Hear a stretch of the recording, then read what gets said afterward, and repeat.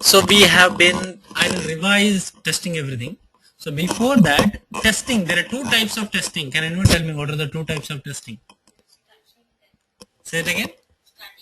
Static and dynamic. So static and dynamic, there are many other types of testing too, functional, regression and everything. There are two types of testing. If you really want to classify whether am I doing it on the tool or whether I am doing it on the document.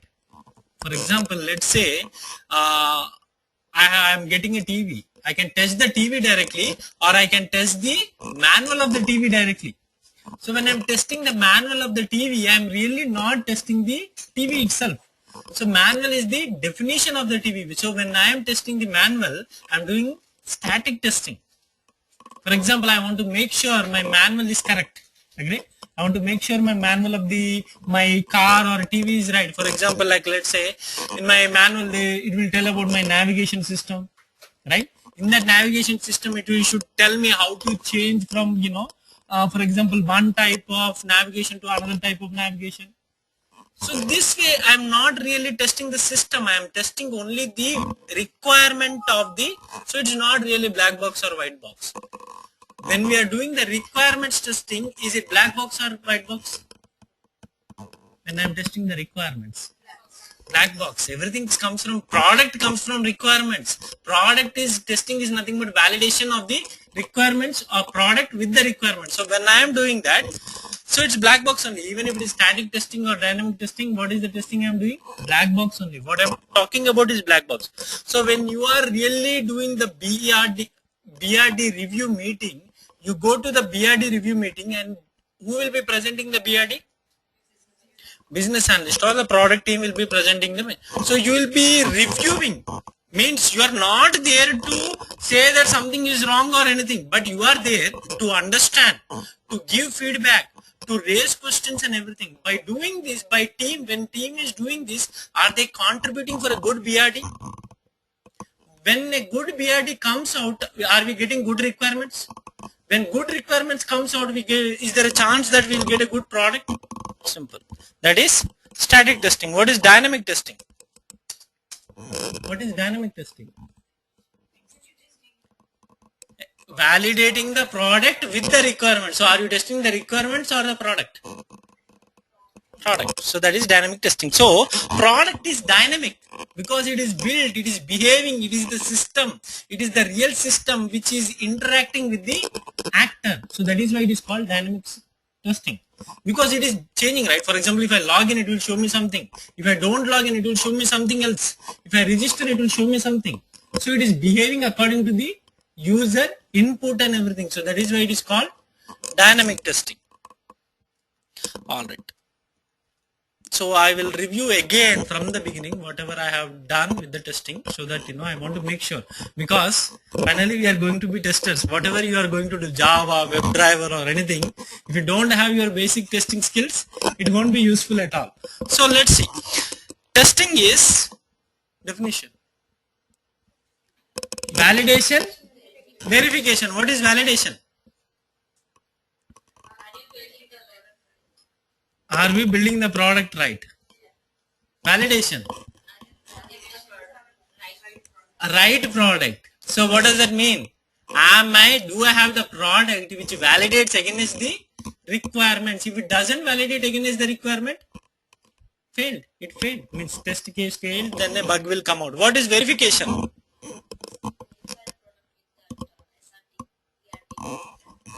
No, that's what validation is. That is what you are telling. So requirement can be SRS or BRD or anything. Validation is validating against the requirements. So verification is,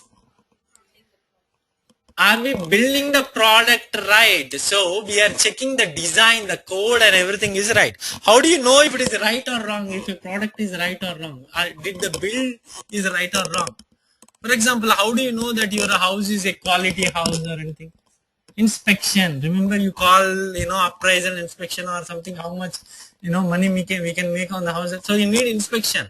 So is that guy inspecting based on the market value or anything, or is he inspecting on the base of the condition of the house? Condition of the house. So internals of the house. Is he checking how much stuff you have in your kitchen, or how strong are your walls and everything? code and design. Finally, you have to read the code. So to do white box testing, what do you have to do? You have to read the code. To test the code, what do you need to do? You need to write the code to test the code. So you need to finally end up writing code for verification. For validation, you can do two types. What are the two types of testing you can do with validation? For example, I want to validate a requirement with the product. For example, there is a login on Whitebox QA and I want to validate the requirement with the product. So I can do it manually, or can I write a program which does it automatically? So there are manual testing and automation testing. So manual and automation testing means, when they say automation testing, that is black box, not white box. That is black box. So please make sure you are clear about these things. You're automating the product, testing on the product. So that is black box testing. So I don't have to go through principles of testing. So tell me, what is the definition of a test case? Set of inputs,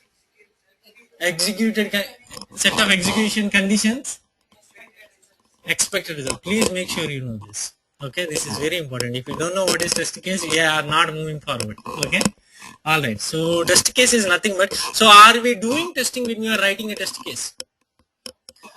So by writing a single test case, are we defining the testing of the entire product?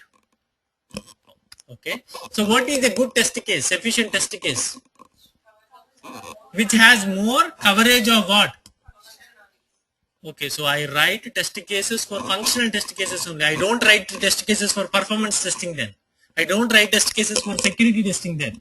I don't write test cases for compatibility testing then. So that is not testing, so I don't write test cases. Coverage of the requirements.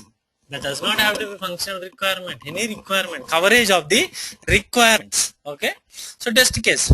So generally I call it efficient test cases. We look at how to make efficient test cases. So what is a test suite? Collection of test cases. Why do you need a collection? Grouping. So you know, so that you can remember. What is a test bed? Say it again. Stage where the test is executed. Yeah, execution. Okay. All right. Is there anything? So can anyone define me test cycle? Test cycle. So first you will start with bug itself. Okay. No. First, how do you test the code? Tell me, how do you test the code? Write the test cases. Okay. Execute them. So that it will be pass or fail. If it is fail, tell me. You will create a bug. Okay, perfect. Sorry about that. Yeah. Okay, so don't tell me bug life cycle. Just tell me the test case test cycle. So he will directly fix it, or he will go and do something. He will debug the code. Then he will give me some more cases which failed. Then I will be executing some more, or I will be writing more test cases. You never know. There might be a case which I missed. So then retest. He will fix the bug, and I will retest. Okay. Very good. That is a test cycle. Okay. So what is a V model?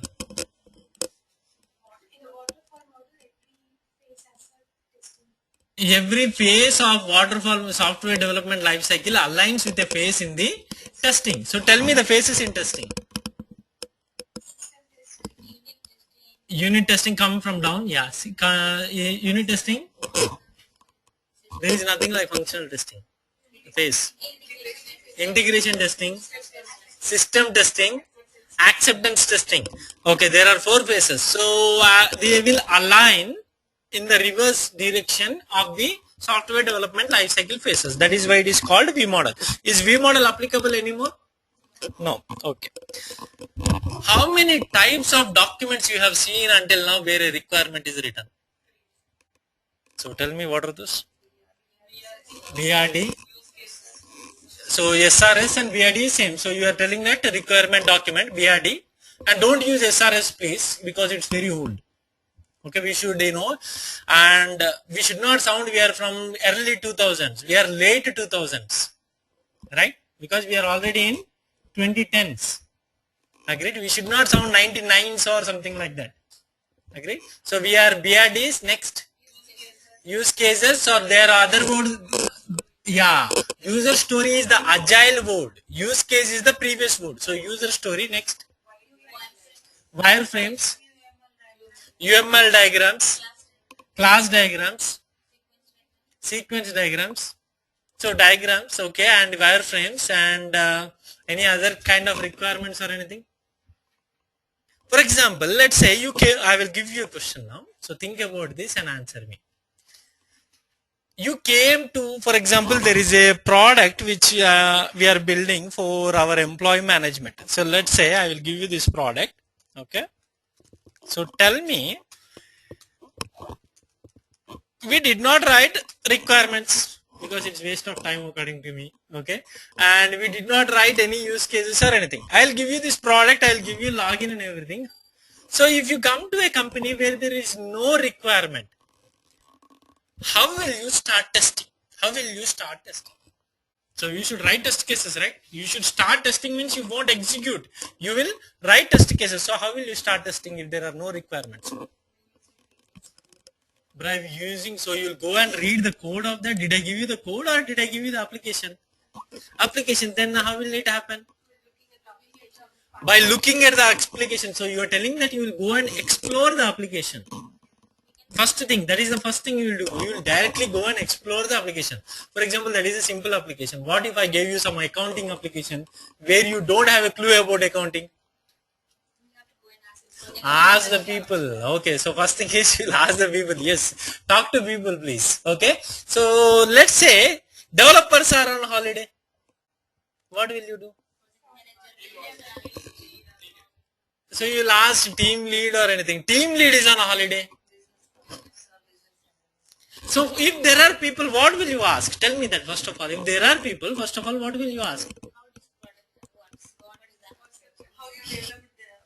So you want to know design of the application, how you developed the application. So are you going to do white box testing on that? But the design document, how will it help you for black box testing? You want to know about the product. So when I come and share my knowledge, what is that called? Knowledge transfer. Generally, people need to give the knowledge about the product, not about the design or anything. Tell me, what does this do? So generally they do KT meetings. What is that? Knowledge transfer. Someone will come and explain you. So let's say everyone is on a holiday. Then how will you do that? And you have to do it by tomorrow. You have to execute, write the test cases and everything by tomorrow. Or let's say Friday and everyone is on a holiday. Explore. One thing is exploring the application. Next. Can't you go and look at the previous bugs or anything into the task management system and everything? Okay. Any type of document, screenshots or any type of document. Other thing is basic exploration. But generally when you come to this kind of questions, if they say keep on saying that no one is available, no document is available, what should you say? No. I need something.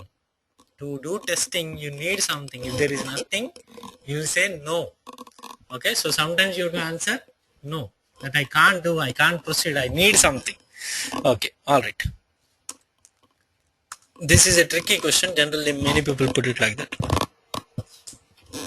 Yes, old test cases, old bugs and everything will come into picture. So how many phases of testing are there? How many phases of testing are there? Phases of testing. V model you said, right? You know, there are phases, this testing phases and everything. How many? Number, give me number. 4. What is the lowest one? Unit testing. Define me unit testing. Testing the, what is the smallest unit of anything in an application? Function, procedure, method or subroutine. What is the difference between a function and a subroutine? Function returns a value, subroutine does not return a value. What type of values does function return? It can be anything, a number, name, or we can tell. That depends on the language. Okay. So, but it returns a value. So, function returns, method does not return a value. So, how do you test a function? How do you test? By you call that. That is called calling the function. You call the function. You say that and you give the parameter. Sometimes there are functions which doesn't take input parameters. Right, there are methods which doesn't take any input parameters or anything. So you call the function. So when you have to do unit testing, do you have to write code? How do you call a function without writing something, without writing a method or a function? NEC logic is divided into functions and methods. You can't write a piece of logic which cannot be going into a function or a method. So everything sits in a function or a method. So you have to remember that. Okay, coming back, what is test driven development?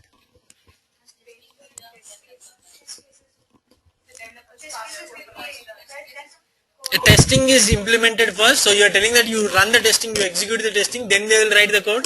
So what do you mean by testing is implemented? Test cases. Developer will the code. So you will write the test cases in an Excel document and developer will code in Java. Where will you write test cases? Is it about which type of test cases? You will write functional, performance, compatibility, security test cases and then developer will code for them? No. You will write unit test cases first. And where will you write? In code. Then the developer will write the real code to make it pass. So writing the unit test cases first and then writing the code to make them pass. Okay, you cannot write a security test case and say the developer to code for that. It won't be possible. Okay, in code. That is the only way. Where can you write it? How will you execute unit test cases? In code. So most of the test driven development will be done by developers only. They write the unit test cases first. They will write the code for that later. Okay, so that is unit testing. So what is integration testing? Combining two modules or two systems. It can be systems too. How many types of integration testing are there? Component, system testing. Give me an example for system testing. Amazon using UPS. Do you know Amazon changed that? Actually, Amazon is using its own shipping nowadays. It has a deal with a new kind of shipping company, and they are building warehouses. You can get that in the same day. You can get that in the same day if you order before 12 o'clock. Why did Amazon change everything? Yes, tax. Government, before Amazon never used to have sales tax. Now tax is introduced, so Amazon changed its business process. So government law can change a requirement. You understood, right? Agreed? Okay. So that is a system testing. Amazon with the shipment company. Okay, that is a good example. For component integration.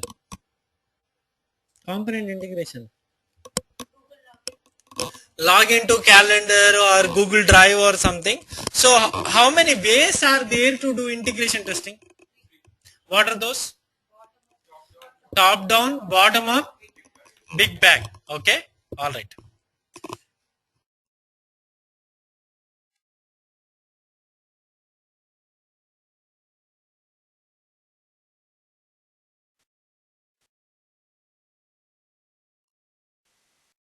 Okay, so now coming back, so we know about integration testing, we know about, so whatever the integration testing you have told me, that she is the best and that is what you will be using for rest of your career until you get job. Okay, alright, system testing, a shipment with the order, that is the best example actually. Alright, so now tell me what is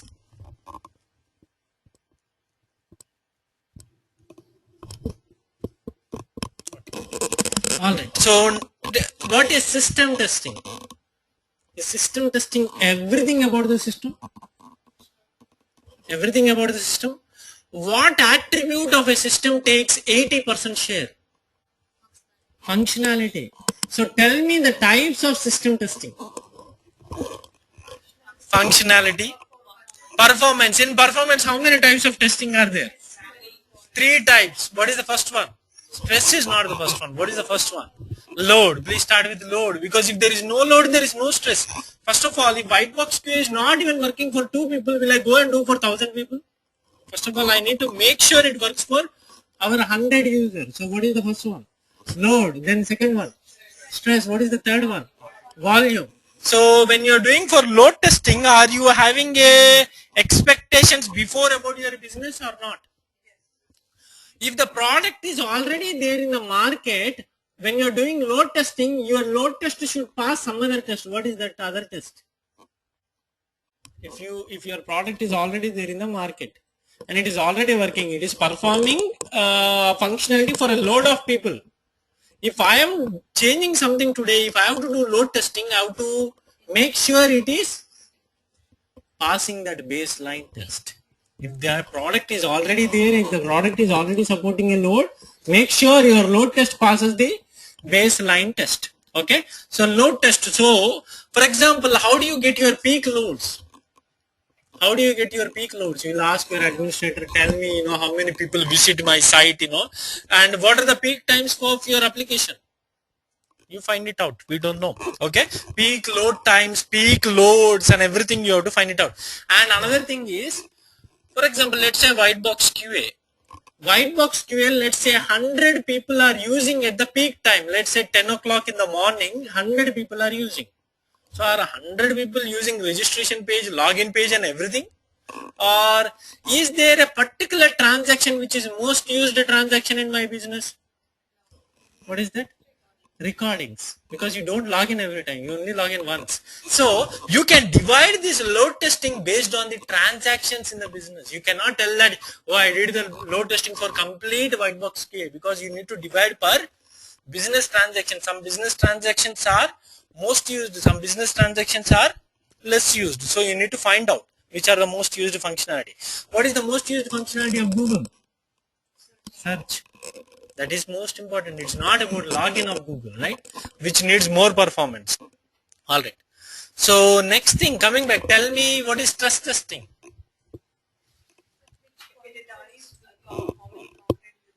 That is load. Concurrent users is load. Very good. So what is a concurrent user? Parallel users at a particular period of time. What is a parallel user? So when you are doing load testing, as the number of concurrent users are going up, what are you expecting? It should not break down means what? Breaking down means functionally it will work properly, but it will work slow. Is that what you want? Response time. You are looking for what? Response time. What is the second thing? Number of responses per time. I check response time on each response and how many responses it supports. So that is load testing. So when you are doing the stress testing, is stress testing a load testing? Yes, then what is the load for stress until it breaks? Yes, I don't really care what is my peak loads nowadays and how many people are coming to my business. I just want to know what is the breaking point of the system. That is called stress testing. What is volume testing? Yes, for example, you go to eBay and think like there is only one item in eBay. You search for that one item. Will it show up soon? If you go to eBay, there are billion items in eBay and you search for an item. Will it show up soon? What is the response time? So that is the volume testing. Okay. So volume testing and stress testing and load testing are part of performance testing. Okay. So next, what is the next type of system testing? What we have learned. Don't tell me what we haven't learned. Security. Is that what? Usability. Usability. Tell me about usability. Look and feel. Next. So in other words, I will ask you, tell me what kind of usability testing you have done on white box QA. Tell me a bug of usability bug you found on white box QA, or tell me what are the things you verified for usability testing on white box QA. So I check for broken links. Very good. That is a really selling point. Okay. So screen resolutions for when you are testing mobile apps. What do you have to do? Screen resolution, checking for different resolutions and everything. Similarly, even you have to test your web application for different resolutions, because sometimes you get a big monitor, sometimes you get a small monitor and everything. So you need to test for different. 3-click rule. Next. So did three click rule, is it universal, or is it your company said that we will follow 3-click rule? Your company will say that. I know it is universal, but that does not mean everyone has to follow. So you will tell that, in the company where I am working, we are using 3-click rule. You are telling browser compatibility. So that goes to compatibility testing. That is not usability testing. Next. Anything else? Styles, screens, formats, and where they are placed. Okay, all right, good. And what is the next one we were discussing? What is the next type of testing, system testing we were discussing? We have finished performance, we have finished functionality, usability is done. Next, security. There are many kinds of security. Network security, for example, machine security. For example, if you go to your work machine, or if you go to your some server machine, you need a login for that server machine, right? Your machine have login, your application have login and everything, right? So are you going to test on, for example, tomorrow you work for Google, will you go to every machine and you will test the login and password on every machine? That is not the testing we are talking about here, because we are mostly will go as functional testers. So functionality of what? Functionality of application. So security of what you need to care about? Is it security about the network, security about the machines, or security about the application? Security about the application we will be working on. So coming to the security, application security, what are the two major types of security for an application? Authentication, authorization. What is authentication? What is authorization? Don't tell me in plain language. Tell me in technical language. What is authentication? What is authorization? Do I have access to particular page, or do I have access to particular business or scenario or something? So do I have access? That is authentication. What is authorization? Do I have the permissions or the level or the role to do something?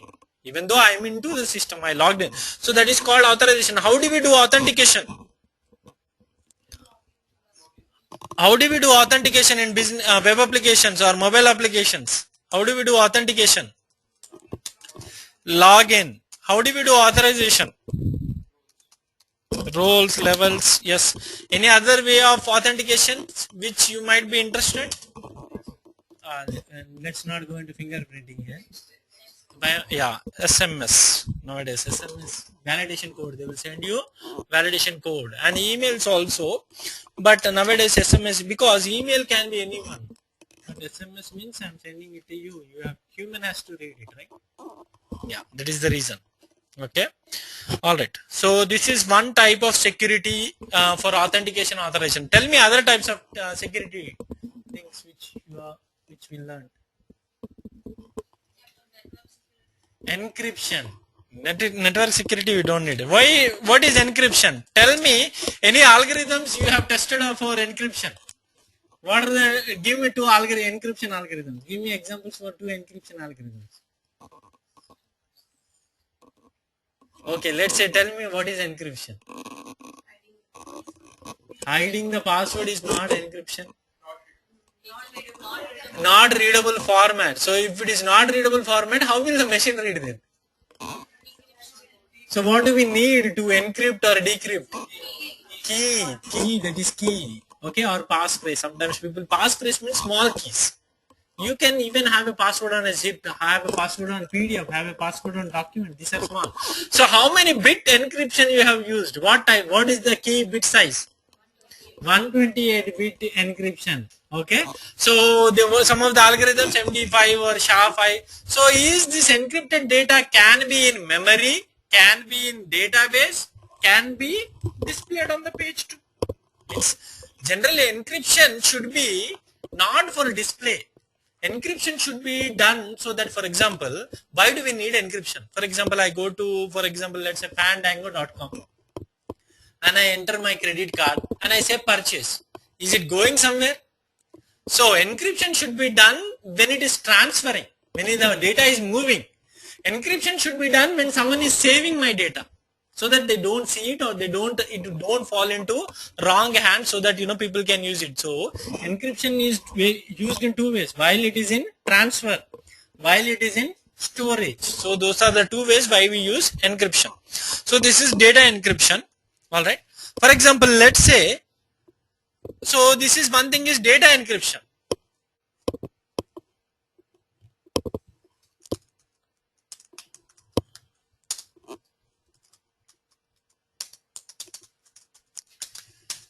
For example, let's say we are selling a software. Okay, let's say we are selling a software, white box kit. Tomorrow we will sell it to other people also, so that they can put their own training curriculum, they can put their own login and everything. We can sell it as a service, right? We can make it plain thing. Everyone can put their own logo, their own information and everything. Sell as a service. Okay. So when we do that, can we, for example, I have to give the code of white box kit to someone else. Should I encrypt my code and give it to them? Should I give the code away because they got from me, because they paid money, so we should give the code also?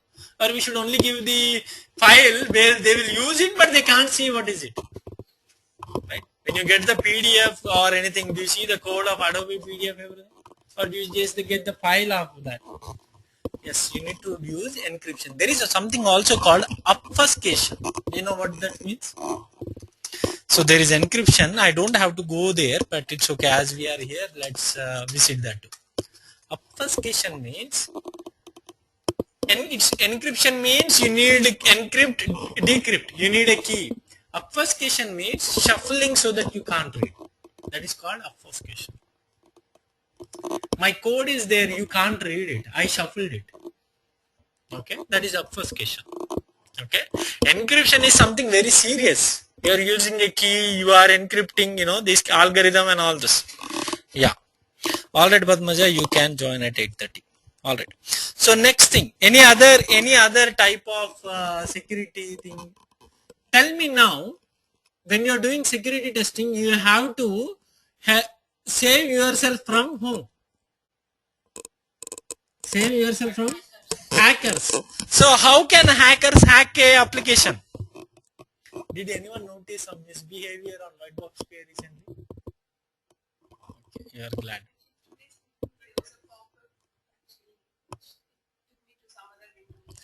Yeah. Yes. Yeah. That. Yeah. So it's okay. Let's not discuss about that here. But something is going on. Yeah. All right. So we need to protect ourselves from hackers. So how many types of hackings are there? See, hacking here, we are talking about application hacking. We are not talking about hacking, going into someone's machine, stealing someone's Facebook password. That is not what we are talking here. Okay. Alright. So we are talking about application hacking. So when we are talking about application hacking, so let's say white box QA is there. How can you hack?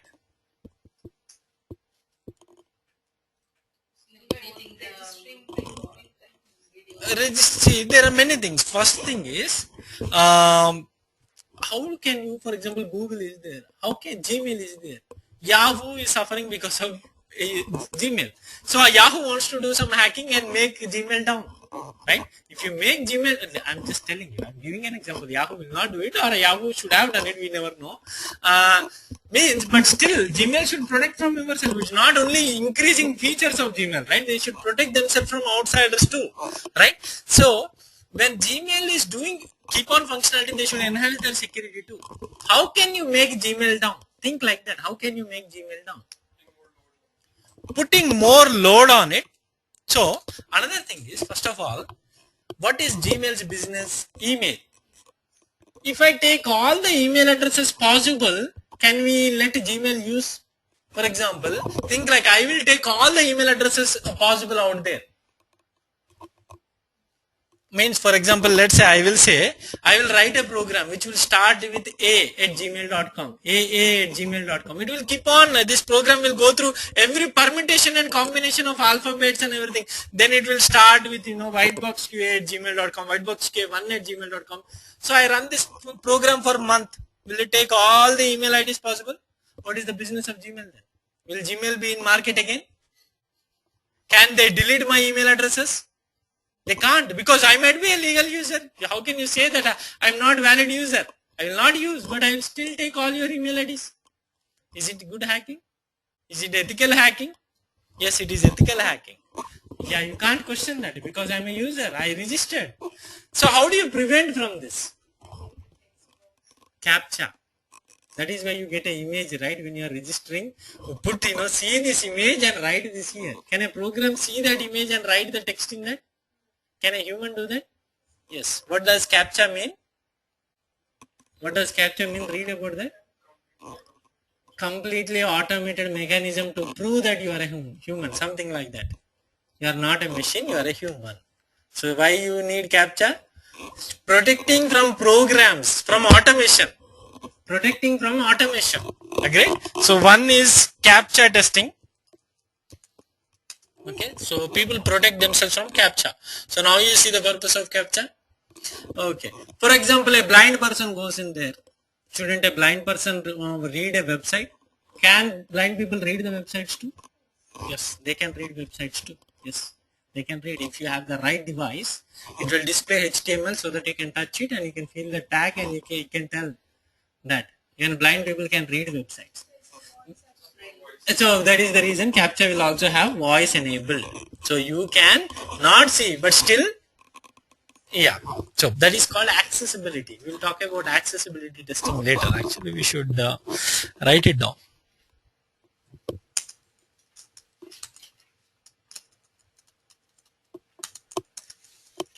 Okay. Alright, so that is one type of hacking. So let's say there are other types of hackings too. For example, let's say if you go to, let's say, facebook.com. I don't have login here. Yeah, for example, if you log in here, think like Facebook has a table called users. All the users will go there. For example, if I put here, let's say contact at Innovapath, and I will put the password like XYZ or something. What happens? Finally, the program, Facebook program, will take the inputs from here and it will say select star from users. Let's say where username is equal to whatever I gave, and encrypt of password is equal to password is equal to encrypt of this one. Means they don't put clear passwords, right? Whatever you are giving it, they will encrypt it and they will check with the encrypted version in the database to make sure that.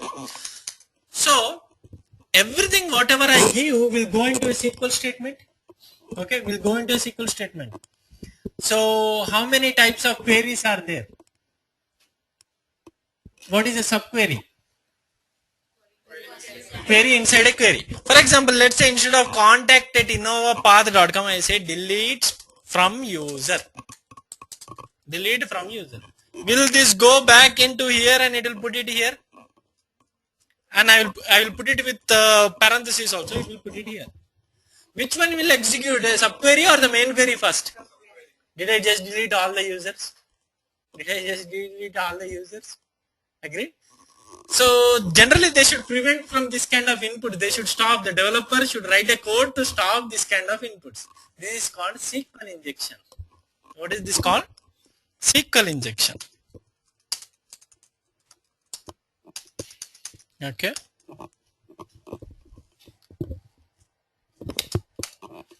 Everyone understood SQL injection? Next thing. Similarly, you can put a PHP, for example, think like it is this web application is built on Java or something, or PHP or something. Can I put a PHP tags here and inject some program to run on the server or something? PHP execute this program. I can write execute a program or something like this. Can I do this? So this is script injection. This is script injection.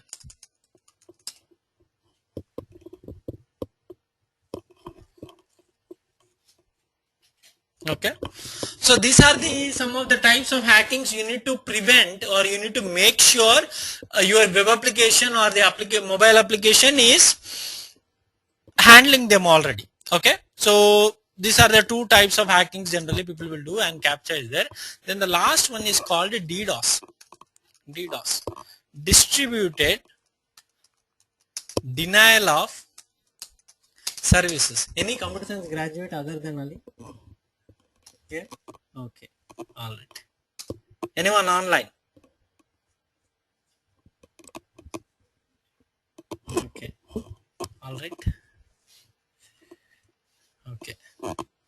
So this is actually taught in network security. This is a famous way to hack applications. For example, let's say today, for example, it's like Facebook, some other social networking site is coming up. Let's say,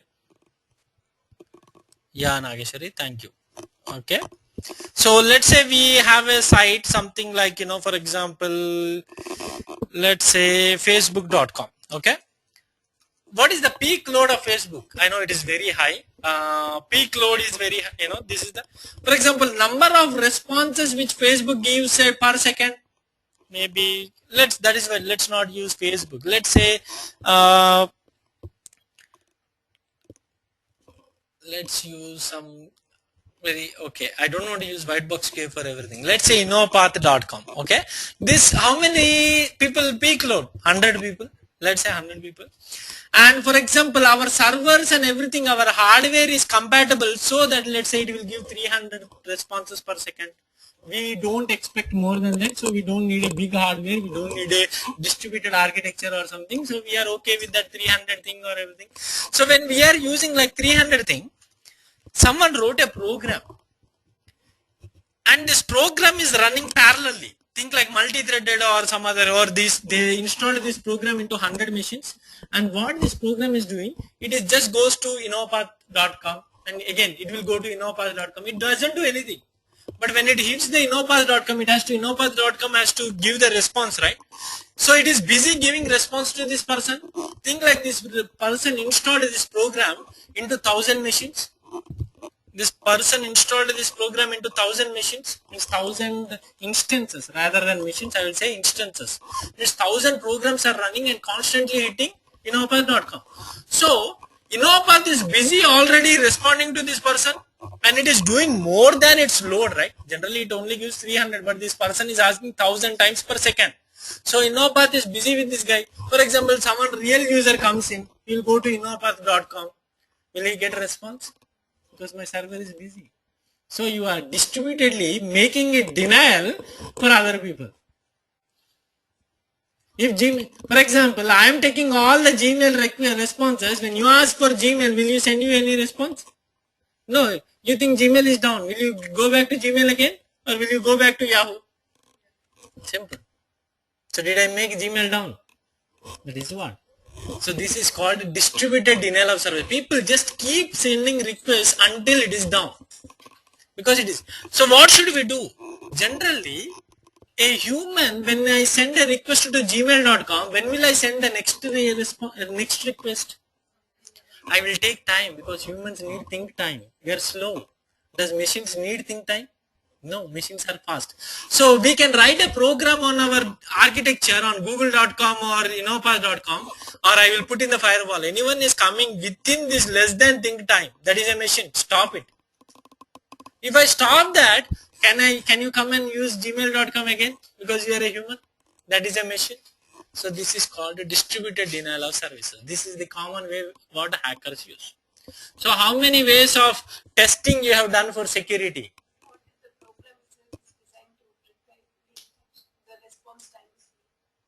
If the program is, that is performance testing will come there. That is memory leaks and all this. We don't have to discuss it here.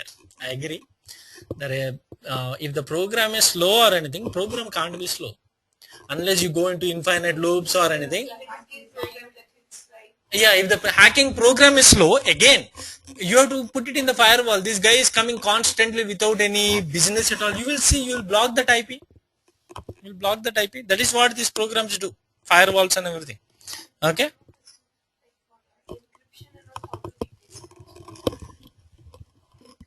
Encryption on everything. Data encryption. You want, for example, I will say in white box key, all the passwords are encrypted. So you will do static testing or dynamic testing there. You will just read my document and say that somebody is saving all the passwords encrypted. You trust me? What will you do? You have to go to database, you have to check the password, it is encrypted and everything. In the program also it is encrypted and everything. So are you verifying it?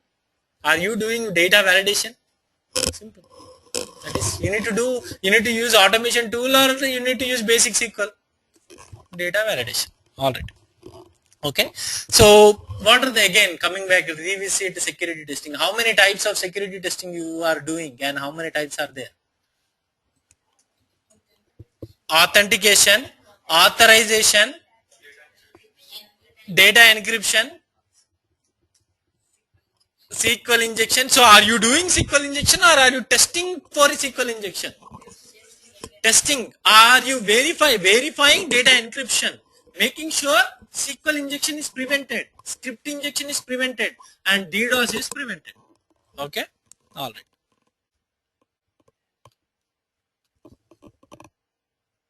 Agreed.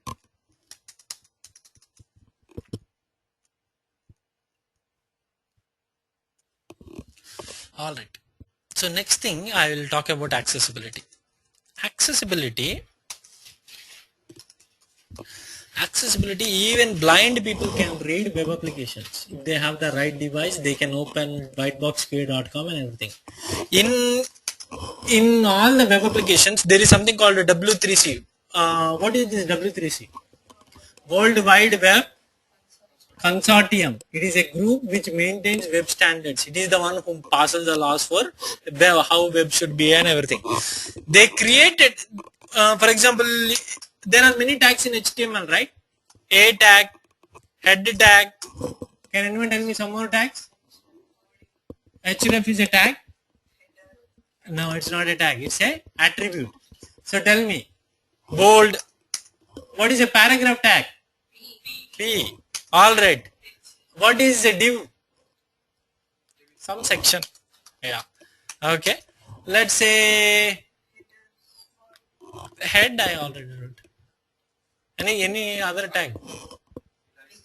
Italics. Okay. All right. So and a text box. What is the tag for text box? Tell me. There is no text box tag there. Tell me the tag for text box. Input. All right. So input. So every tags can have what? Attributes. Every tag there is a attribute called alt attribute. What is an alt attribute? Alt attribute means if you can't display this, show them this thing. For example, my browser doesn't display A. You can have an alt saying that this is home page link. Do you see this? Okay. This is so every tag can have alt tag. If you have alt tag, people who can't read or where the machine cannot display the tag, it will display what is inside the alt tag. So do I need a link? If I am blind, do I need the link or do I need alt tag? How will I tell that whitebox QA is accessible for everyone? How can you verify that whitebox QA is accessible for everyone? By making sure every tag of mine has alt attribute. Otherwise, it's not accessible. There is a alt attribute. Read about that in W3 schools. Yeah. Just title is one thing. All right. Yeah. So next thing, localization. What is localization? Depending upon the area of what? Area of the application. Where is it? Being used means who is using it? Google is used everywhere. Depending upon where the client is coming from, where the client request is coming from. It is always on client server applications. Where the client is coming from, location of the client. Depending upon the client, what should change? Language. For example, if I go for, if I open Google from Germany, how does it know that I am coming from Germany? One is IP address. There are other ways to actually. One is IP address. So let's think about IP address. So depending upon the IP address where I am coming, I will be showing that kind of language. So we will be showing language. Next, anything else? Say it again. Domain names means I didn't understand that. Advertisements. Yes, agreed. So you will get that kind of ads. Yes. Okay. Currency. Yeah, currency symbols and everything.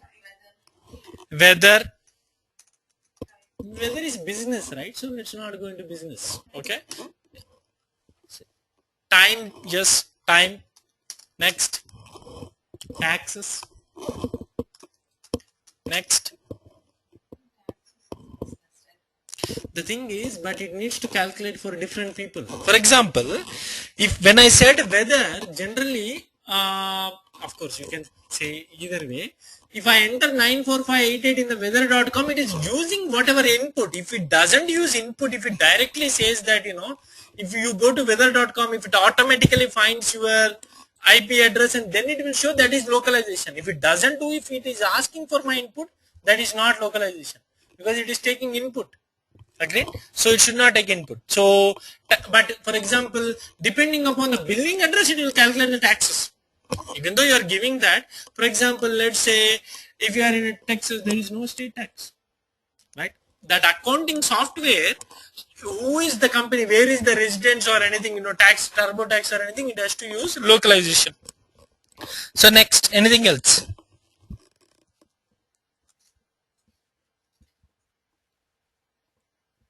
Anything else? Images, even for example, Google Doodle will change depending upon the location, right? So images and everything too. Okay, sometimes, yeah. So those will change. So we need to make sure we are working on every type of localization we are supporting. So we cannot say that Google cannot say that I support all the countries. It should make sure it is doing for all the countries. So you need to do the testing for localization testing. So for example, if you are in US and you are testing for Germany Google application, do you have to go for Germany? Then how will you test it? By changing the IP address, by faking the IP address. Okay, all right. So that is localization. Next thing, we have covered usability. Next thing is compatibility.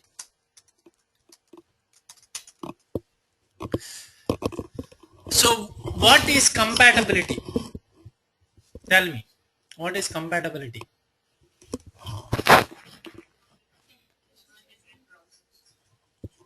So compatibility is only browser compatibility. Different operating system, different hardwares, different browsers. Okay. So generally, for example, I will say, for example, let's say different hardwares we won't do the testing, because by the time if they said that, for example, let's say, does Android run on AMD processors? Yes. Does iOS run on AMD processor? Does iOS run on any other machine at all? Okay, other than iPhone or iPad or something? It won't. So this is hardware compatibility. But will you decide that? Are you going to test that? Not major. You will be always working on applications, right? So so we won't do hardware compatibility or anything. So processors are very important because they don't support. They only support particular type of processors only. Okay. And coming back to OS, for example, let's say Bank of America application. Is it a web application or is it a desktop application? Web application. There is no desktop application, but maybe for my tellers we will give it desktop application. So when we are giving the tellers for our desktop application, we say that it is only for Windows. So anyone in my bank using Mac, can you use that? No, because it is only compatible for Windows. So this is one type of compatibility. But other thing is, nowadays people say that my application is compatible for Android, iOS and web. Agree? So they are compatible for web, they are compatible for Android, they are compatible for iOS. So when you have a Bank of America for Android, when you have a Bank of America application for iOS, do you have to test it on both, or you will test it on Android and you will say that it is working for iOS? For example, let's say in Android, what is the current version? KitKat, is it already 4.3? I don't know, actually I don't use Android. What is the version? 4.2. What is the name of the 4.2 version? Jelly Bean. Okay, so next one might be that. Okay, we don't know. I don't know if the name is finalized yet. Okay, so 4.2 Jelly Bean. For example, Bank of America, is Jelly Bean the only version? What are the previous versions? 3.0, 4.1, 2.6.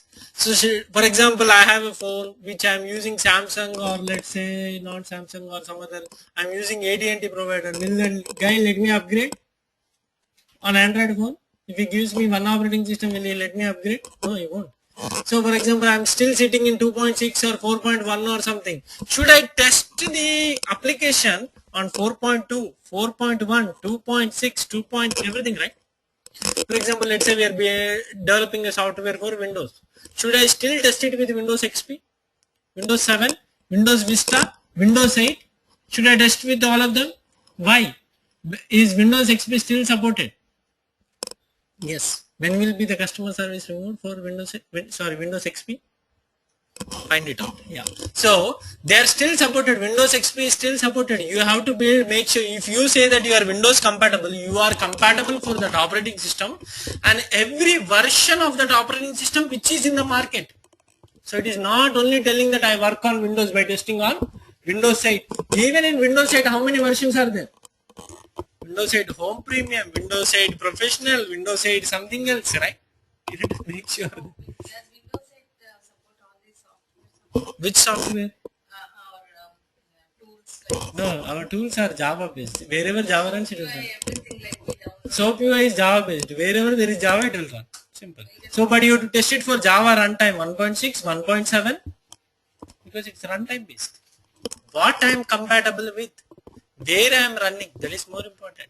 But if you are really working for SOAP UI company, where you are testing SOAP UI tool, yes, you have to do that. How can we? I know. Because someone will call the customer support and tell that I am not getting work on Windows XP. Better test it on Windows XP before, right? Alright. So now everything is web application. So for web application, does it matter what kind of operating system it is? We only care about what type of browser it is. So when you have browsers, does browser have versions? For example, let's say I want to, so this is called cross browser testing. We have to test it over different browsers. So for example, when we say that Whitebox QA is live, you have to make sure Whitebox QA is working with, tell me what kind of browsers? IE, Firefox, Google Chrome, Safari, anything else? Mozilla is there, Mozilla Firefox is there, two browsers actually. But Mozilla, no one uses it. Yeah. Any other browser? Think about it. No, currently used. Firefox is there. Any other browser? Okay. Did everyone tell Opera? Okay. And there is one more browser which takes some share in Europe. It's not popular, but it takes some share in Europe. And any Linux browser other than Firefox and Google Chrome? There is one browser in Linux. And in Android, is there a browser other than Chrome? That is Android browser. That is Android browser. So there is a browser other than Chrome also before in Android, which is not Chrome. So that is also there. So cross browser. So when you are testing Whitebox QA, you have to test for all the browsers it supports. Okay. So let's say I have Safari browser. Safari for Mac OS is different. Safari for iOS is different. So should I test for mobile browser? Should I test for normal browser? In Safari also, for example, let's say I don't know what is the current version of Safari. What is the current version of Firefox? Does Firefox support iOS? No. Does Firefox support Android? Yes, and Firefox supports Android. So what is the current version of Firefox? 22 or 23 or something. Should I test the Firefox on every version? And does Firefox run on Windows? Does Firefox run on Linux? Does Firefox run on Mac OS? Not the iOS, Mac OS. It is run on Mac OS too. Does Firefox run on Android? So you have to test on every platform. So cross-browser testing is not telling that I support Google Chrome by testing one version of Google Chrome. Make sure you test it with different versions, different operating systems the browser is compatible with. Everything is not possible, but you will do some matrix and tell that couple of combinations you have to do. So this is cross-browser testing. So any web application needs cross-browser testing. Okay. Alright, so how many types of system testing we have learned until now? No, from the beginning. Tell me from the beginning. Functionality, performance. In performance there are three. Next, usability, security, accessibility, compatibility. So these are 5 things which are very important, and other than that there are some other things too. For example, installation. For any web application, is there any installation? For any mobile app, is there an installation? Should you test the installation? Should you test the uninstallation? So that is also there. So you have to test for installation and uninstallation of a mobile application. Agreed? So that is also there. So other than that, reliability, availability, recovery, I will let it pass. It's okay. I don't think they are very important, and at the same time, I think you can figure it out. What is recovery testing? For example, let's say something went bad or a white box queue is down. We want to recover from the old backup or something, right? Yesterday's backup, that should be there. Backup testing, availability 24/7, it should be there. Configuration, for example, in Gmail, when you log in with, you set all your themes and everything. When I log in back, I should see my themes and everything, right? Colors and everything. That is also one thing. How I configured my tool for myself. So that is configurations. Okay. But even deployment configurations are also there. But it's okay. You will know while we are going ahead in the course. So, but what are the different types of testing you have done? Tell me now. What are the different types of testing you have done until now? Dynamic testing, but you'll never answer this question like that. So that is only for our learning purpose. Okay. So you'll never go to an interview and say that I have done static testing. No, that is not a good thing to state. Okay. So what are the different types of testing you have done until now? Did you do unit testing? Did you really do integration testing? No, because developers do most of the unit testing. So what are the different types of testing you have done? So you'll tell that I have done system testing, so you don't go into detail so that no one should know what you have done. Just one word, system testing done. Functionality, usability, security, compatibility, localization. If it is a web application, what are more important? If it is a web application, functionality, usability, security, compatibility, localization. Is there localization for your application? I don't know. Is there localization for whitebox QA? No. Is there localization for google.com? Yes. So depends upon every attribute. Does not every system cannot have every attribute. Okay. If it is a mobile application, what are the things which you tested? Functionality, usability is very important in mobile applications. Next, compatibility, performance. Yes, performance. It's client server. Installation. Okay, you can bring it up. Okay, so that is more important. All right. So I think I will cover what is regression testing and acceptance testing, and then we will go into techniques. So I will finish this in 8 minutes because I want half an hour for the next topic. Okay, that is very important. So if you know this, what I just discussed, and if you know the next half an hour, you know manual testing. All you need to do is how to write test cases, how to execute them. You need to practice after that. But definitions wise, you cover everything. After that, there is test plan and other things too. But those are only for definitions. You don't really do them. Okay? Yeah. So now, for example, let's say is whitebox QA already there working? Everyone is using. So let's say 1.1 version is there. What is that version called? 1.1. Today, our developers are building something else. What is the new functionality you want? Search functionality. So developers are building the search functionality. So when developer is doing the search functionality, you will write test cases for search functionality. So do you write test cases after the search is done or before the search is done? How will you write your test cases from? Using the requirements document. Depending upon the requirements and the developer finished it, we do a build on the QA machine. So after the developer is done, we will put it on whitebox QA so that you can go and test. Where will we put this? So some environment inside, we cannot let it go outside, right? For example, if it is not working, who will find the bugs?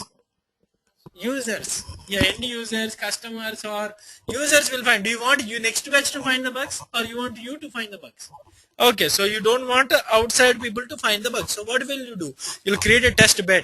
Yes, that is very good, Sunita, but don't use that word again.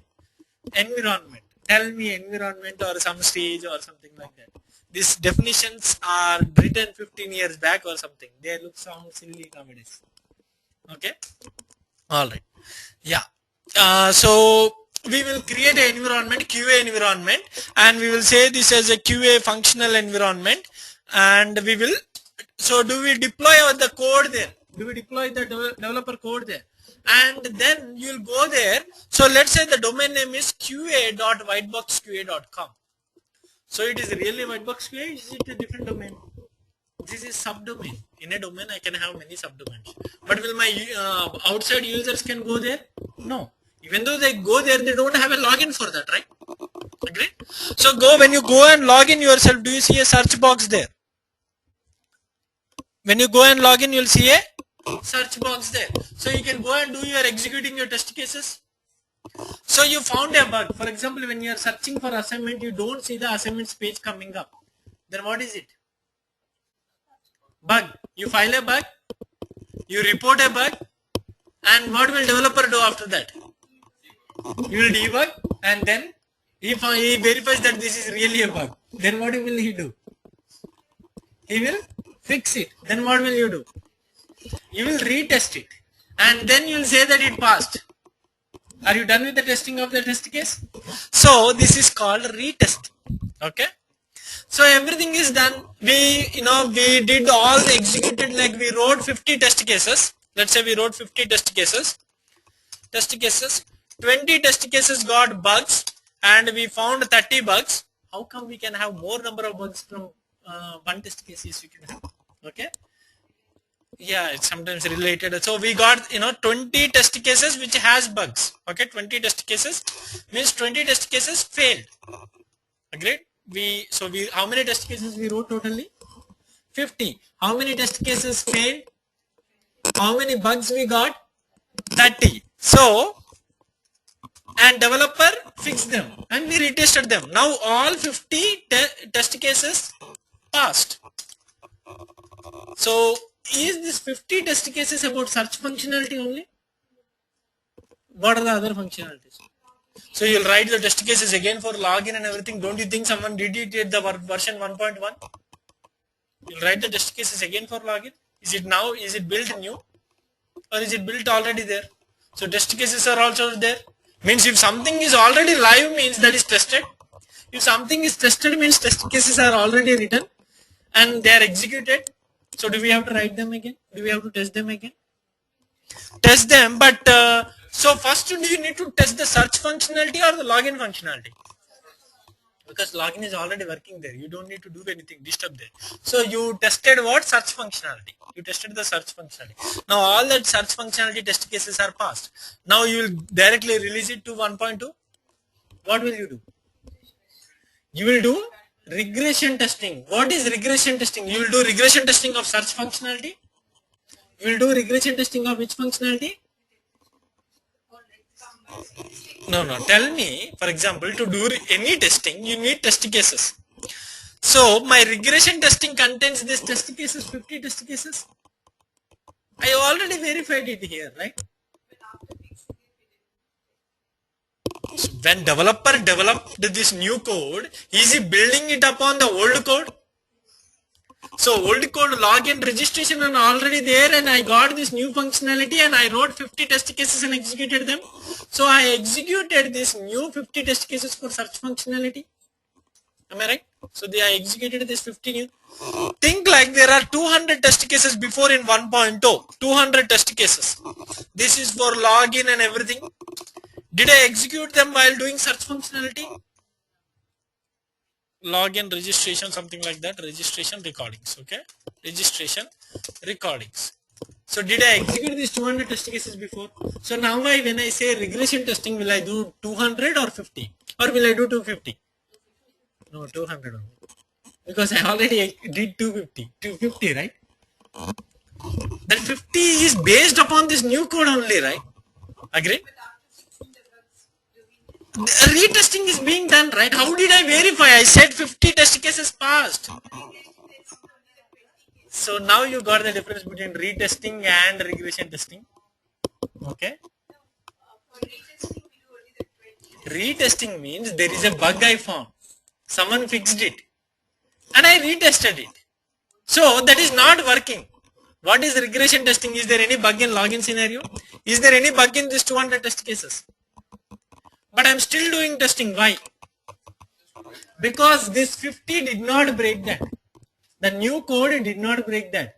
So I'm just doing regression. There might be bug in it. Then I will do retest again. But when I do the first time, what is that called? Regression testing. What is regression testing? Something which is already working. What is retesting? Something which was not working. Inside the same test cycle is called retesting. Because I tested, I found a bug, fix it, I'll retest it again. If it is outside the test cycle, I am done with my testing.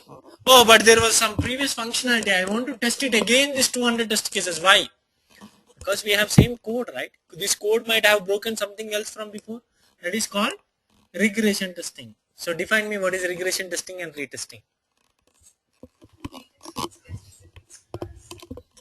In the same test cycle. So fixed bugs means when they are fixed previously and now you are, so regression testing is something different on versions or releases. It cannot be in the same release because it is already validated before.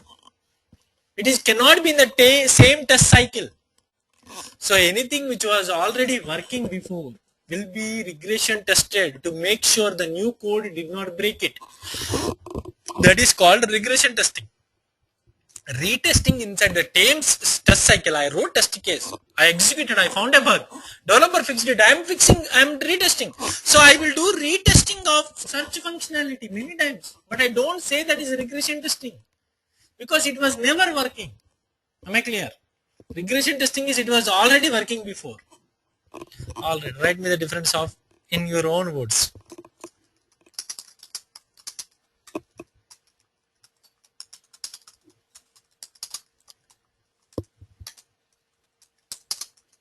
Testing and retesting. So is everyone doing assignments? Are you getting calls? Okay. Alright. And the next thing, hold on 1 second. Give me a web application, not a website. I don't want, Yosemite blog or some other site or anything which has login and all these kind of things. Web application which is W3C accessibility compliant. Okay, understood, right? You understood the question, right? Go and find me an application where that is W3C accessibility compliant. Okay, and give me white box K is not. Okay, and the next. Okay, no. Okay, I'll come there. Okay, yeah. So are we good with regression testing and retesting? So then there is, once your testing is done, so client will say and he will believe you and you tested very well and he will congratulate you and will take the product, or he wants to do his own testing. If the client can't do testing, who will do the testing for client? Business people. Will business analyst do testing? Yes, acceptance testing. So when you are doing acceptance testing, will he go in such a detail like what we went for functionality, compatibility, performance, regression testing and all the? He will take basic test cases and everything. Can you provide test cases for him? Yes. But will you run the testing for him? Yes. So will you do user acceptance testing? No, user or anyone from the user side should do it. You should not do it. If you are the tester, you can give the test cases. Even after going into the acceptance phase, something might not work. You never know. And for example, this is the test case I have done, but that does not mean business analyst will agree, right? Generally, when they write user stories, they will execute these user stories and make sure that they are working properly. But sometimes they might take test cases from you to make sure that you are covering all the scenarios from their user stories and their BRD. Okay. So who will do user acceptance testing? Business people or users. Then let's say business analyst and everyone said that it is working fine. Then white box QA is live. Like we will do it at the night time. Production, we'll do it at the night time. So let's say at 2 o'clock we updated it to white box QA. Tonight at 2 o'clock we updated it to white box QA. So we'll go home, or should you go once to white box QA and make sure the search functionality is there? You went to white box QA, you updated everything, but you don't see search functionality. What should you do? You'll be working there until 5 o'clock? Revert back and come back tomorrow. Got it? Revert back and come back tomorrow. What is that? Release date postponed. We did not miss the date. We missed the deadline. We did not go live. Our live failed. So when you are doing the testing on the production, what is that called? Production validation. So you will still do production. But when you are doing production validation, will you use client logins or something else? You need to have different temporary logins, temporary data. For example, let's say for white box QA, the live ones, for example, even we create our logins on white box QA. Even I have a login just like a candidate for white box QA. Why? How will I test what is candidate seeing if I don't have a candidate login? Do you see that? So we need to have a data, temporary data, which is depending upon the functionality of what we are showing. So that should be used. You cannot use client login for that. For example, when I say search functionality, I cannot log in with your email ID. Why? I cannot log in with your email ID. Why? Because first of all, I cannot have password of yours. And the second thing, even though I log in, I am increasing a count of your login. I am changing your business. I am telling that you access one more time, or that is not business. Business should be strictly business. Agree? Yeah. All right, you got it. Okay. So now, we know different types of testing. Okay. So the next thing, this is very important and this is very creative. This is very informational and it is how you apply. This is the real techniques. Means something which is analytical inside until now it's all definitions, right? If we learn the definition, that's it. But this is very analytical and I want everyone to understand this and I want everyone to practice this, whatever the problem you see. Okay, let's see what is that. Now, let's say I will give you a pen. Write me test cases for a pen.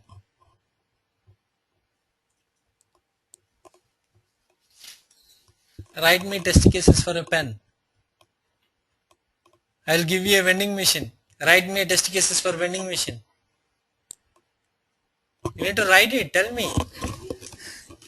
So give me test cases for vending machine.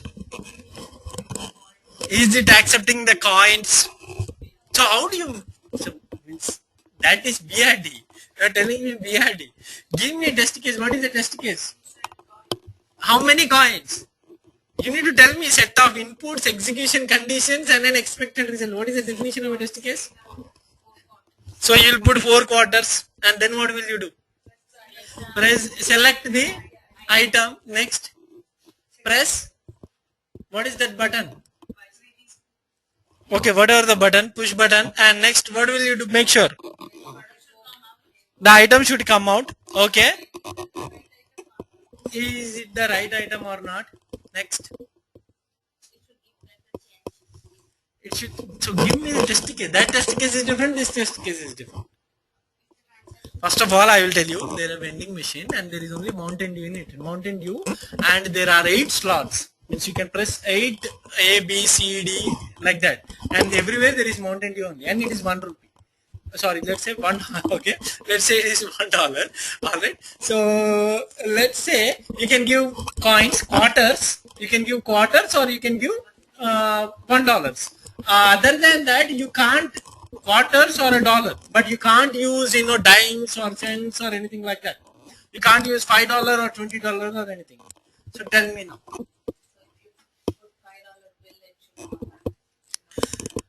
Okay, if you put a $5 bill, it should so how did you know that you should start with that test case? What made you think that you should start with that? How did you know that that is the initial action to be done? Means, why are you doing that test case first? Why don't you put the dollar in and just get the Mountain Dew out? So yeah, you should do positive one first, not the negative one. Why did you say that is negative? Say it again. Why do you say that test case is negative? How did you say this is a negative test case? No, it is mentioned in the requirement that we will not take any $5 or $20. It will be, what is the requirement? Capacity and capability. We need to mention the capability. How can you tell that, without clear requirement, how can you go and proceed? So what is a positive test case? What is a negative test case? How did you know that? Positive is something which works, which the functionality works. What it is really meant for, it is working. A negative test case is something, an alternative scenario or an exception scenario in the use case. Remember, if it doesn't work or if it's something is, that is alternative scenarios. Okay. So first of all, so you say, that now there are positive test cases and negative test cases. So which one we should start with? For example, if I gave you, see, this problem, vending machine problem. Someone started with $5 thing. Someone started with a dollar thing. Someone started with coins. How do we know where I should start? How do we know how I should proceed?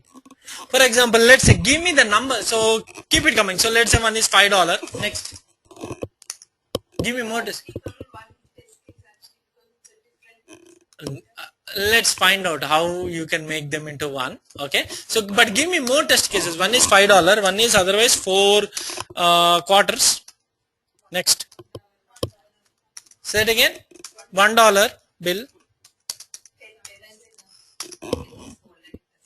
Okay, folded, or like okay, all right, $1 bill invalid. Okay, let's say. Next. Okay, using cents. Okay, all right. Okay, using Canadian quarters. Okay, all right.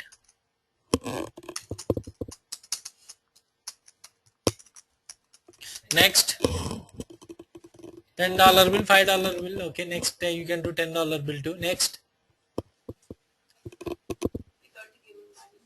Okay, without giving money. Okay, yes, that is a good test case. Okay, giving money. All right, next.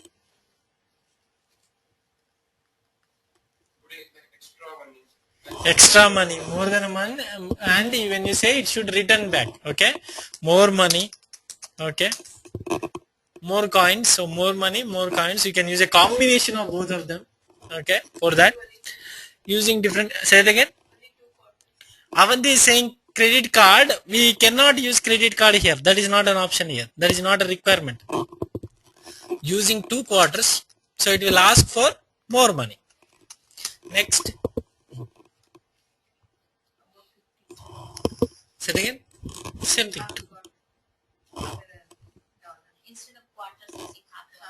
Okay, using $half. Okay, very good. Next. Did I cover everything? How can you tell that I cover everything? What made you tell that I cover everything? How can you tell that this is end? What is a good test case which covers a requirement more? How can you tell that I covered more? Where is this end? What is this? How do we make? What is the first job of a tester? You will test the functionality by writing test cases. You will write the test cases by looking at the requirement. So you are covering the requirement. So first thing is, so how do I know that I got enough test cases? So you will just keep on writing more so that you will know that I wrote more test cases. You'll feel happy. Okay, valid, I have valid, but how do I know that I got sufficient? What makes me tell that, I covered it? Yes, this is good. What makes you tell that a good tester is someone covering everything. By covering everything, how will you find more bugs? How will you increase more quality? By covering.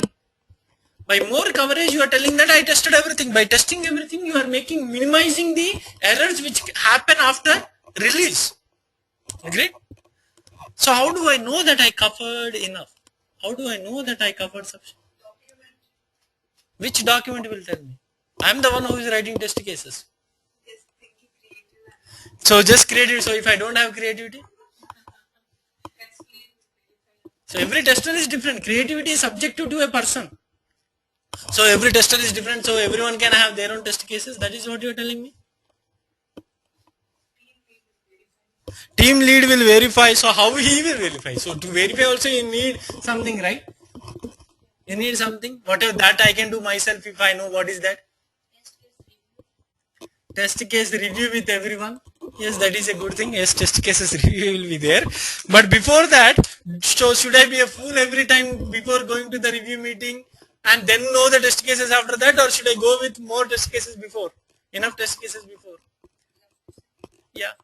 Right, I will review, but I am not going to the review to write the test cases, right? Right. So now, yes, I am writing these test cases from BRD. No, there is no clear cut rule. Then what makes that guidelines and the techniques? So now I will be going to teach you some techniques and guidelines which you will be using for writing test cases from now. So, but that does not mean that is all. But if you follow these guidelines, you are at least making sure you are covering most of it. But there is nothing like 100%. There is nothing like 100%. It depends on the application. It depends on many factors. It depends on you. It depends on the application and everything. As I mentioned before, testing is a creative job. But that does not mean only creative people will do it. Everyone can become creative if you have some guidelines set. If you have some techniques set. Let's see. So there are two types of testing. What are those? Before that, black box testing and white box testing. So techniques for black box are different. Techniques for white box are different because there are two different types of testing. Right? Why do you need a technique for static testing? First of all, no technique there. Read the document. Okay. So the first techniques are divided into black box testing techniques, and white box. So in this class today we will only look at black box. We will not look at white box. So the first technique is called equivalence partitioning.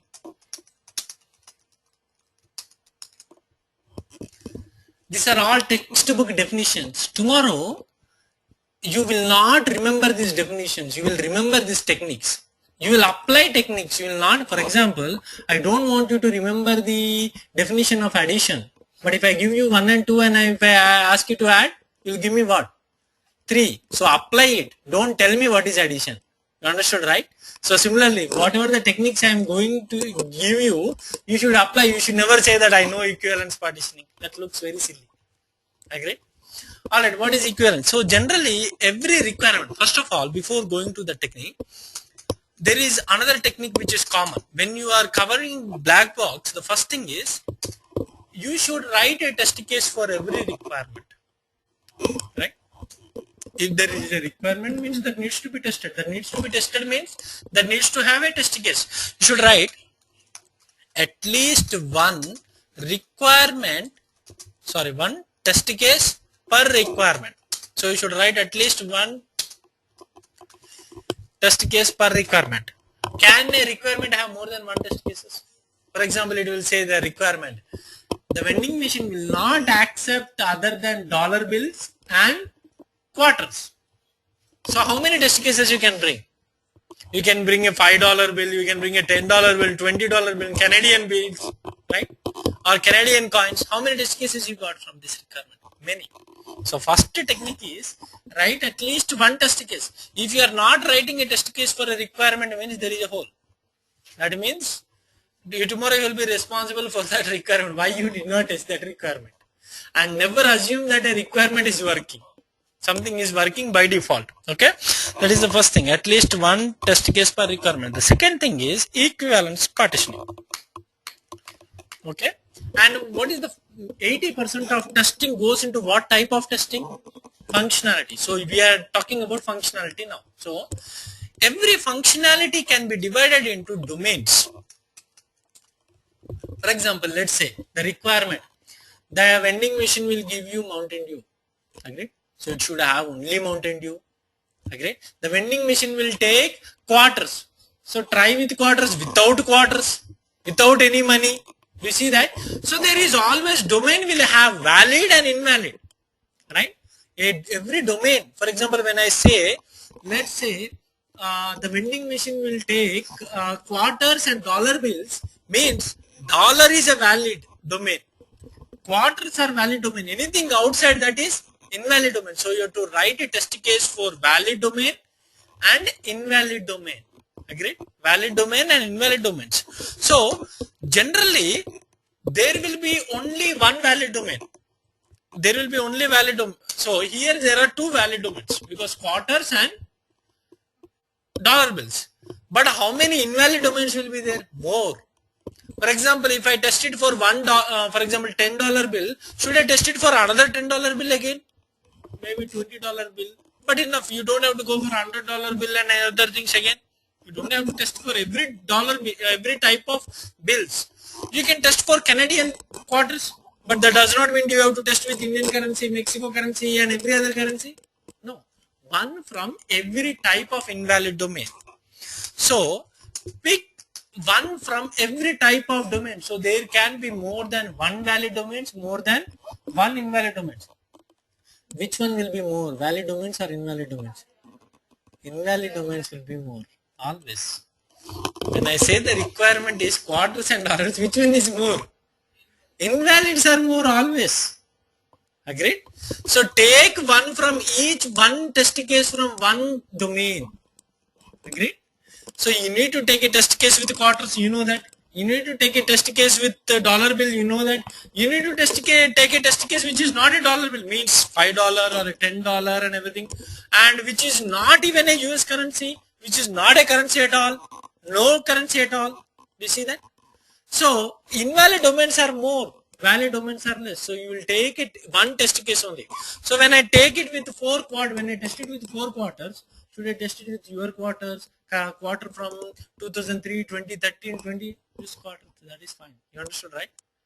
That does not mean quarter with this symbol or that symbol, got it? One from one domain. Agree? So that is first valid domains, yes.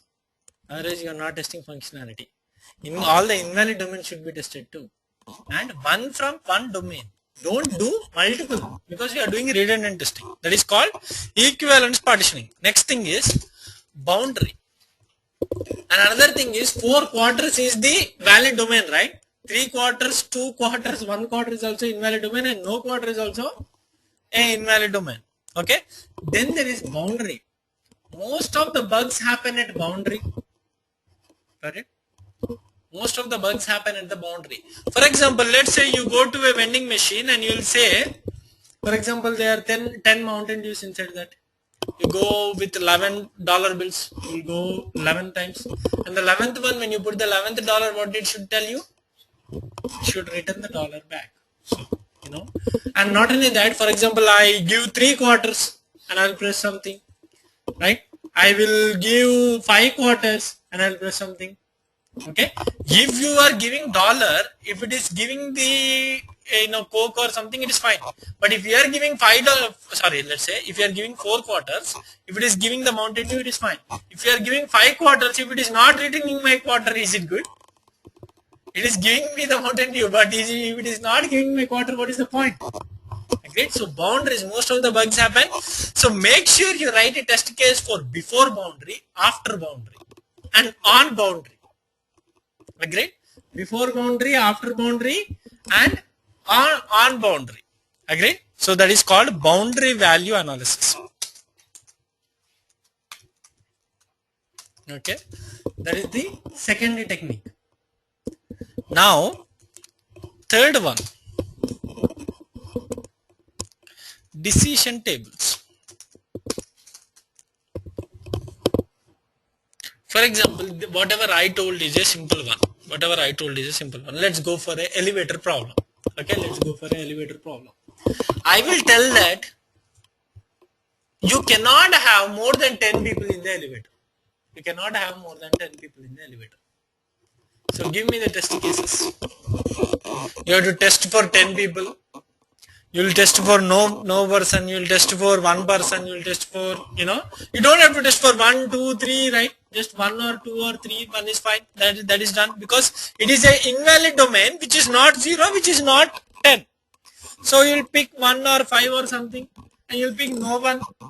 Okay, you will pick 10. You will pick boundary, you will pick 11, you will pick 9. Okay, that is boundary. Now tell me decision table. Give me the description of these 10 people. Are they all men or women? You have to, children, or what is that? Can we play a combination?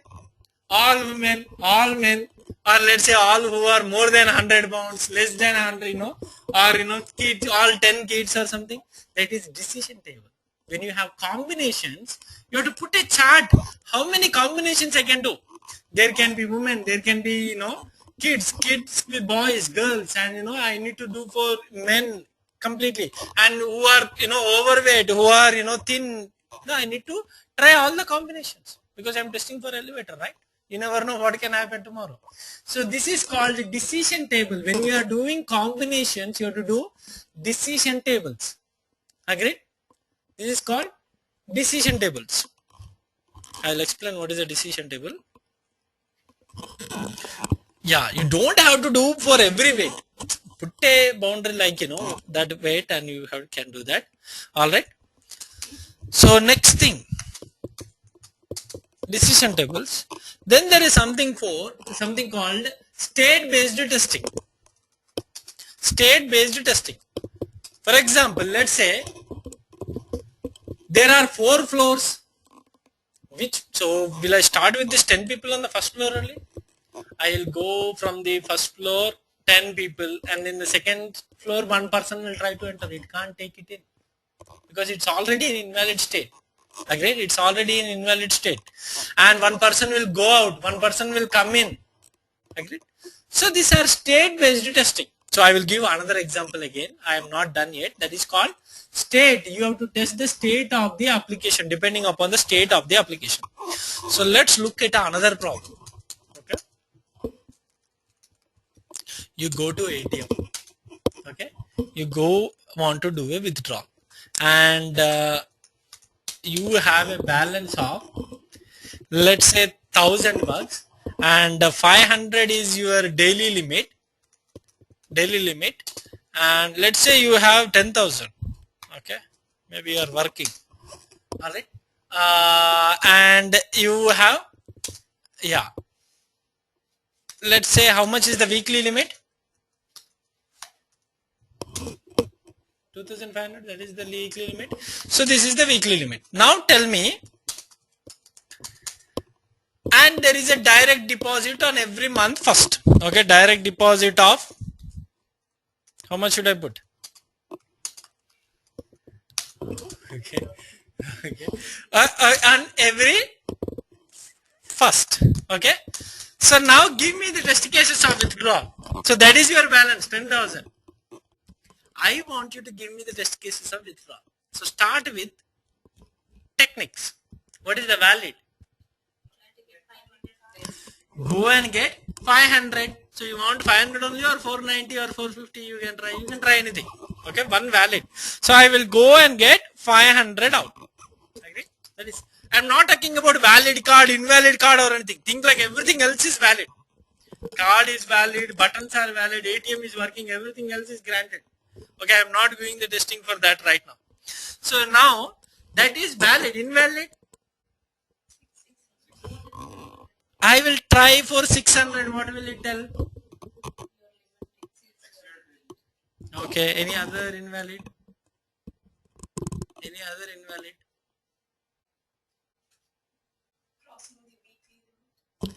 Okay, already I have in this week five times I have withdrawn 500 5 times. Now on the 6th day I will try to withdraw 500. What will it tell? You have to wait until which day? 2 days only, or 7 days from there? Just 2 days? Okay, I'm not sure actually. Alright. Okay. So that is one thing. So weekly limit you will do for weekly limit. Next. Should I try to withdraw $0? Right? Should I try to withdraw $10? Will it give me $10 out? No. 20. Yeah, sometimes it's $20 bills or something, you know. So these are all invalid. Agreed? So I cross my weekly limit. For example, let's say I have been doing every day 500 for 20 days. I have been doing every day 500 for 20 days. How much is my balance right now? I will go and withdraw 500. I am without weekly limit. I am in a week where there is no, I did not withdraw, and I am in a day where I did not withdraw 500. Will it give me 500? Because my balance is there. So withdraw 500 for 20 days and come back next day. You cannot withdraw directly 500 for 20 days. Why? You need to give the 2 days gap between every 7 days. Okay, or every 5 days. Yeah, you need to give a gap. So let's say I did for 25 days and after that I come, I cannot do that. So how many invalids are there? How many valids are there? There are 1 valid. How many invalids you got? Lot. So you see that, right? Invalid. But that does not mean I just played with 600, 700, 800. Did I do that? No, I did different domain, not different case. Don't do different invalid cases, different domains. Now let's come to boundary value analysis. Tell me, I'm in a day, fresh week. I have 10,000 bucks. Tell me boundary. 501. Try 501 or 520. Sometimes you never know. Developer wrote a program. Try 480 or 499. You never know. Or on the 5th day, at the end of the 5th day, you withdraw 500. So on the end of the 5th day, try to withdraw 520. Try to withdraw 480. Agreed? Because you are close to 2500. So that is boundary. Okay? Boundary for my balance also. I will try to withdraw 999.99. I will try to withdraw $1 more than 10,000. You can do for boundary for everything. Agreed? Now let's do decision tables. Let's say my ATM says you can take the money by 10 bills or 20 bills. So then what will you do? Test cases will change, right? Test cases will change because of that. So now tell me, how many test cases are possible here? And think like daily limit is 20 only. Daily limit is 20, but you can do 490. You can do 510. So these kind of combinations also you can do. Let's say 2490, 2510. So you can do this kind of combinations. Then the next thing, so we have done decision tables. State based testing. What is state based testing?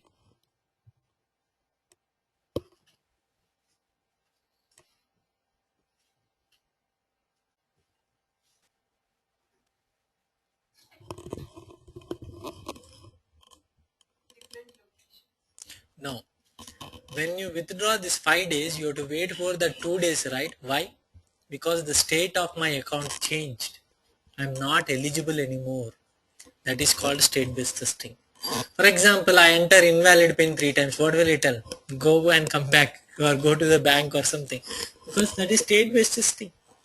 So anything, if your account changes the state from one to another state, that is called state-based testing. Agree? Changing the state of that application is called state-based testing. Then there is error guessing too. Error guessing is, trying with zeros, trying with no numbers, trying with, this kind of things are error guessing. Okay. So I will give you one more problem now. Let's say any person will get a loan whose salary is greater than 1,000.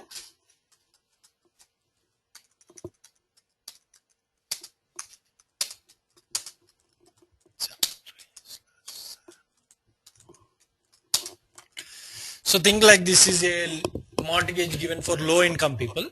Anyone who has a salary is greater than 1,000 and less than 50,000, they get the loan.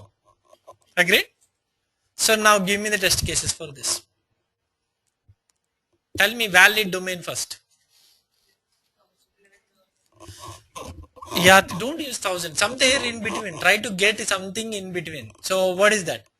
11,000 or 20,000 or anything. One. Yes, only one. We don't need multiple. Again, we don't need multiple. If you're doing 3 test cases, again that is different. Okay, so let's say 10,000. Next. That is valid test case. Next. Yes, 999. 51. You cannot give 51,000. Yes, 49,999. Okay, next. 1,001. These are all which type of test cases? Boundary. Next.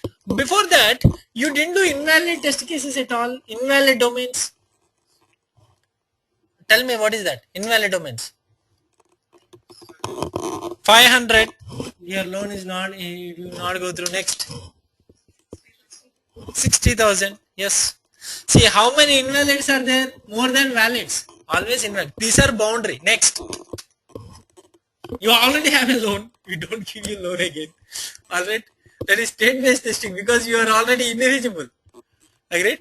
Here we don't have decisions because there are no combinations here. Any error guessing? I'll give 0. I'll give you go with a 0. I'll go with a million. You never know. Because whether it will take that input, I need to test that, right? Whether the program might say that failure. It should still say that you are not eligible. You cannot say it's failure. Because every program should take valid inputs in, give valid output. Should take garbage in, still valid out. Agree? Even though I give million, I give billion or anything, it should still say yes. It should say it will be gracious. This is called gracious failures. You cannot say give me error, coding error or something. You should tell me that this is not eligible for the loan. Agree? That is inputs testing. It's not about business functionality. That is all about form. What if I didn't give the form? Right? What if this was coming directly from a bank or something? Will bank send me alphanumeric? That is usability. Okay? Yeah. So these are the 4 techniques. And what is the first technique? What is the first technique? Write a test case per requirement. At least 1 test case per requirement. So now I will give you some assignments, and in the next class I will go through some more techniques. Okay, I will go through a couple more examples and I will give you some more techniques, and after that we will do some more problems again. So this is the thing. First thing, every tester starts with what? Writing test cases. To write test cases, you should get test cases. To get test cases, you need techniques or experience or something like that. Okay. So we will use these techniques to write test cases for many problems in the coming days. Okay. All right. So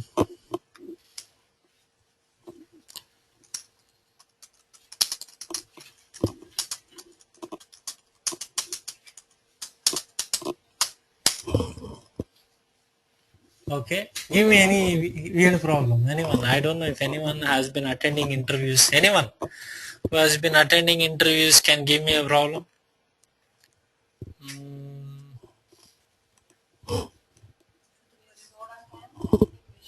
Soda can. Can means tin.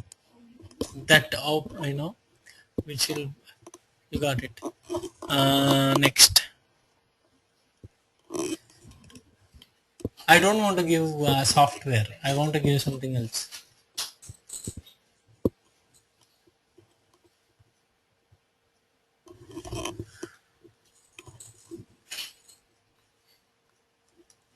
One second.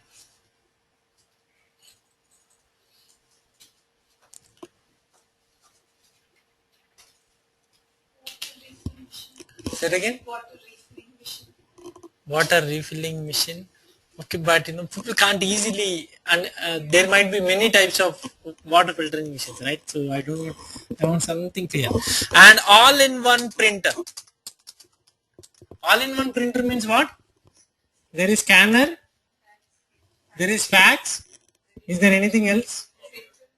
Copier. You need to copy. You want to make a driver's license copy, you can put the copy, right? Yeah. Copy, printer, scanner, fax. So give me the test cases for this all-in-one printer. Okay, all right. Yeah. And next, tell me what types of security testing you have done. And when you write this, write I have done. I did SQL injection testing. Okay, don't use we can use it or they can use it or SQL injection is something like this. Don't tell me like that. Okay, all right. Security testing. Tell me the types of browser compatibility testing. Compatibility. You have already written for usability, right?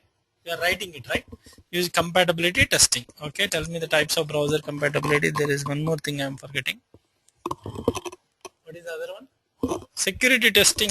We have done. Yeah, I think that's it. Okay. So this is your assignment. I think we are done. Any question? So it's all about IMEI management tool. Adding phones, updating, removing and everything, and knowing to which vendor you sold these IMEIs. You can have batch of IMEIs. For example, Motorola can send it to Verizon 1000 batch one time. Batch management in IMEIs. Everything is a web application tool. Agree? And database validations. And how does this web application gets all these IMEI numbers and all these details? For example, let's say, how does AT&T track, for example, we sold these Motorola phones to AT&T. AT&T knows that you are using smartphone and it will start billing you because of IMEI number. Which one is smartphone? Which one is not smartphone? Which one has this GPS inside that? Which one does not have GPS? Agree? Depending upon that, AT&T will automatically. And this IMEI number is transmitted using cellular data sometimes to the provider. That provider will use our database to get the information. Simple. I'll give you an example. I took AT&T plan of normal phone. Do I get data charged or anything? No. I then changed my SIM into smartphone. Will I get my data changed? How did this happen? Tell me. I transmitted my IMEI number through this my SIM. It will tell this phone number is using this IMEI number. It will then go to Motorola web service. It will call the web service of Motorola database. This IMEI phone, tell me the model of the phone number. Tell me the model. Oh, you are using a smartphone. Now I will start your billing. Right? What is this web service? REST. Okay. And there is a web application where administrator can go and update IMEIs, create IMEIs and all this. Is this web application? How did you test the web application? Web application. Web application, user interface, Bytebox QA. How did you test that? WebDriver. So what is the language you used? Did you create a framework? Okay, I don't have to go into details of the framework. Did you do the performance testing? For web service, how did you do the performance testing?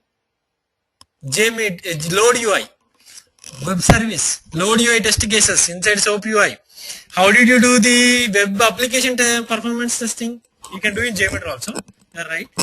How did you do web application performance testing? JMeter. Is there any? Did you do any Android application testing? Yes, there is an Android application which sends IMEI numbers. I just have to go to Android and do some testing. Okay. All right. Enough. We are done. Okay. So next thing. Actually, I have to leave now. Yeah. And IT eLearn, Redfin. Redfin is nothing but like a, you want to buy a home. Where will you go and find homes? Zillow, just like Zillow, Redfin. Agreed? For brokers and everyone too. Much more functionality. Go and write me 5 scenarios. Agreed? And the next thing, Alliance Global Investors. Okay? This is like an investment management.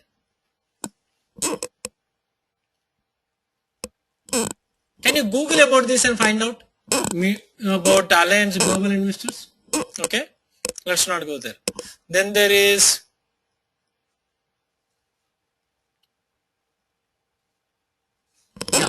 the Striker. The Striker. This is a web application for surgeons. Yes, surgeons, for medical people.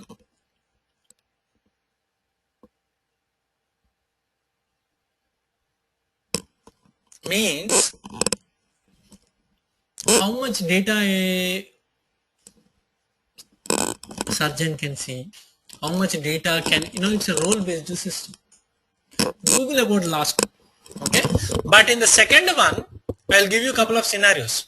This Redfin, you worked for a company called IT Learn, but Redfin is the application you made. Am I clear?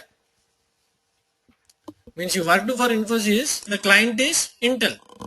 Just like that, you worked for IT Learn, client is Redfin. Agreed? Redfin. Okay. And in Redfin, what are the things? Searching by regions, and a broker can go in and he can see the past sale records there and everything. Even broker can use and log in. If I'm a real estate broker, I can have the login and find out, who made the highest sale in this area. I want to beat that person, another broker. Agreed? So that is the one thing. Agreed? Who are the appraisals? For example, someone wants to do an appraisal. You need to get the list of appraisal people there. Agreed? So you can get that. All right. So Meera, tell me, you have some